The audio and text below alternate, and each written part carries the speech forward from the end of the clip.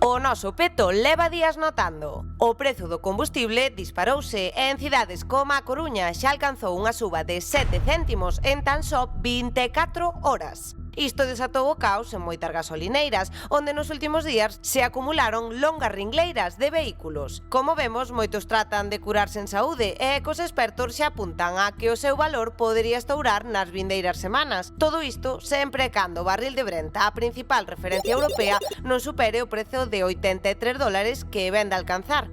A situación preocupa moito entre os particulares, pero tamén na unidade de transportistas galegos, xa que podería poñer en risco a cadea de suministro en España e din que non vai tardar en repercutir no peto do consumidor. Vivimos con moita preocupación porque, nos recorda un poquinho as situacións pasadas, como pasou coa guerra de Ucrania, que levou ás empresas de transporte, levounos a unha situación de bloqueo total, de entrar en pérdidas. O motivo da suba no combustible é o peche do Estreito de Hormuz tras a ofensiva de Estados Unidos e Israel sobre Irán. Por ali pasan cada día 20 millóns de barrís, un 20% do consumo mundial de petróleo. E polo momento esta ruta vai continuar pechada, polo que o ouro negro seguirá cotizando a alza. É a segunda vez en pouco máis de 4 anos que a dependencia enerxética de Europa ameaza as costuras económicas do continente. Agora só nos queda agardar a evolución dun conflito en Oriente Medio que marcará o prezo do combustible. Volveremos ver a gasolina por enriba dos 2 euros. Pois ese, digamos, o medo, non? Ese tope psicolóxico dos 2 euros, Bernardo. Non sei se, quizáis por iso, estamos comezando a ver xa colas nas gasolineiras, non? Claro, a preocupación céntrase no Estreito de Hormuz. Víamolo onte, esa ruta estratégica polo que pasa unha parte moi importante do petróleo mundial. Por aí pasa case o 20% do petróleo que se consome no mundo. Cando hai risco de bloqueo ou problemas na subministración, os mercados reaccionan rapidamente e o cru pois sobe. O barril de referencia en Europa, o Brent Crude, pasou de arredor de 70 dólares a finais de febreiro a situarse por riba dos 80 e mesmo 85 dólares nesta primeira semana de marzo. O cambio actual, isto supón entre 70 e 75 euros por barril. En resumo, o petróleo dos países da OPEP, que é a Organización de Países Exportadores de Petróleo, está agora bastante máis caro. Nun só día subiu máis dun 11% e dende agosto acumula un aumento superior ao 15%. No último ano custa alrededor dun 5% máis. E a nós, como nos afecta todo isto? Non é tanto un problema de suministración, porque só o 5% do cru que compramos pasa por esa zona, senón de prezo. O petróleo é a base da gasolina e do gasóleo, non?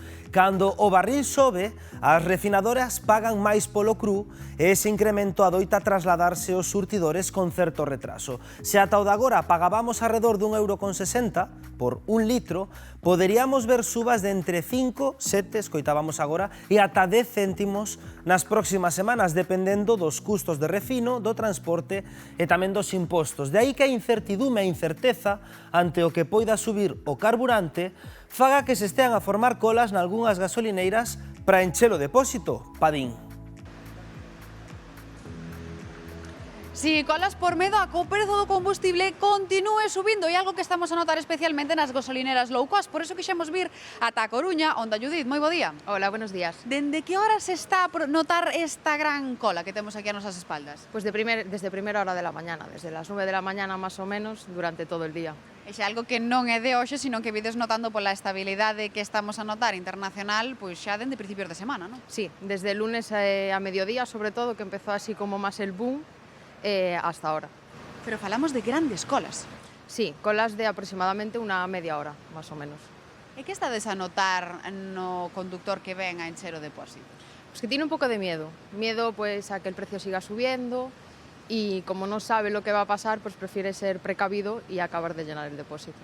Claro, porque hai conductores que enchen pois 10 euros, que é o que lle queda para que o tanque quede completo, non? Sí, correcto. Entre 10 y 20 euros suele ser lo más habitual en estos días. E notades que hai conductores que veñen con garrafas para ter pois esa reserva nos seus fogares? Sí, alguno que otro sí que viene, a lo mejor echa 40 litros más o menos, para tener esa previsión en casa por si acaso. Claro, estamos a ver unha suba nos precios do combustible que se notan xa dende principios de semana. De que suba estamos a falar? Pues de un total entre estos 2 días de 20 céntimos. E hoxe? Hoy pues prevemos que también vaya a subir, pero es algo que no sabemos. Claro, unha suba que está a facer mella sobre todo nos repartidores e nos autónomos, non? Sí, a ellos se les nota mucho ya que llevan un tanque bastante grande y tienen que andar mucho tiempo en ruta, entonces a ellos en el tema económico se les nota bastante. Todos os profesionales están a ver un pouco pois levados por esta ola. Que vai a pasar se a situación internacional continúa como a temos agora? Pues lo que pensamos es que va a seguir subiendo el precio del combustible. Continuará subindo e hai algunha recomendación que ti lle queiras facer porque estamos a ver unha gran cola aquí en esta gasolineira. Que recomendación lle queres facer ti para rematar este directo a toda a xente que nos está vendo dentro da casa? Tranquilidad, que la gente esté tranquila, que combustible va a seguir habiendo y la cosa esperemos que se calme un poco. Pues Judith, moitísimas grazas por atendernos. Nos vamos a quedar en esta gasolineira con esa recomendación que nos fai Judith de calma porque o combustible pois seguirase repartindo, compañeiros.